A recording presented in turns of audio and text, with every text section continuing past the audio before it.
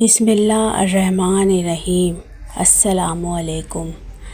حضرت ابو طلحہ انصاری رضی اللہ تعالیٰ عنہ کے خوبصورت باغ کا واقعہ۔ نبی اکرم صلی اللہ علیہ وسلم کے اصحاب میں سے ایک صحابی جن کا نام ابو طلحہ انصاری رضی اللہ تعالیٰ عنہ ہے، مدینے میں ان کا ایک سرسبز و شاداب اور حسین و جمیل باغ تھا، جبکہ مدینے میں کسی کا بھی اتنا خوبصورت باغ نہیں تھا۔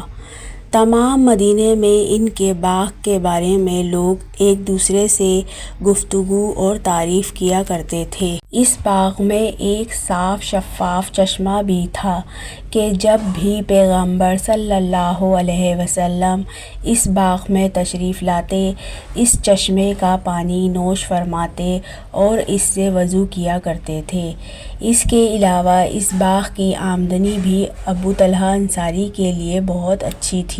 جب یہ آیت نازل ہوئی کہ جب تک تم اپنی پسندیدہ چیز سے اللہ تعالیٰ کی راہ میں خرچ نہ کرو گے، ہرگز بھلائی نہ پاؤ گے، اور تم جو خرچ کرو اسے اللہ بخوبی جانتا ہے، یہ آیت مبارک سنتے ہی ابو طلحہ انصاری رضی اللہ تعالیٰ عنہ خدمت رسول صلی اللہ علیہ وسلم میں تشریف لائے اور عرض کیا، اے اللہ کے حبیب صلی اللہ علیہ وسلم، کیا آپ جانتے ہیں کہ میرے اموال میں سے محبوب ترین مال یہی باغ ہے؟ نبی اکرم صلی اللہ علیہ وسلم نے فرمایا، میں جانتا ہوں۔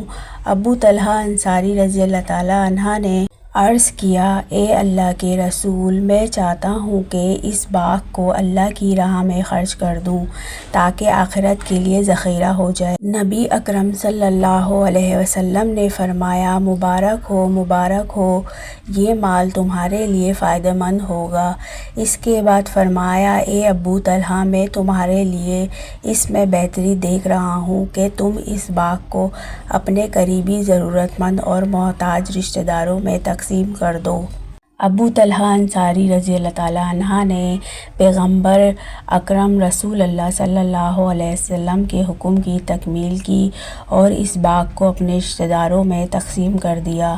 توجہ فرمائیے کہ آج کے دور میں ہم لبیک یا رسول اللہ کا نعرہ تو لگاتے ہیں، لیکن جب اللہ کی راہ میں خرچ کرنے کی باری آئے تو ہم اپنا ہاتھ کھینچ لیتے ہیں، اور دوسری طرف ہمارے لیے رسول پاک صلی اللہ علیہ وسلم کے ایک صحابی کا طرز عمل ہے کہ جنہوں نے نبی پاک صلی اللہ علیہ وسلم کے ایک حکم پر اپنا سارا مال ضرورت مند اور محتاج رشتہ داروں میں تقسیم کر دیا۔ سبحان اللہ۔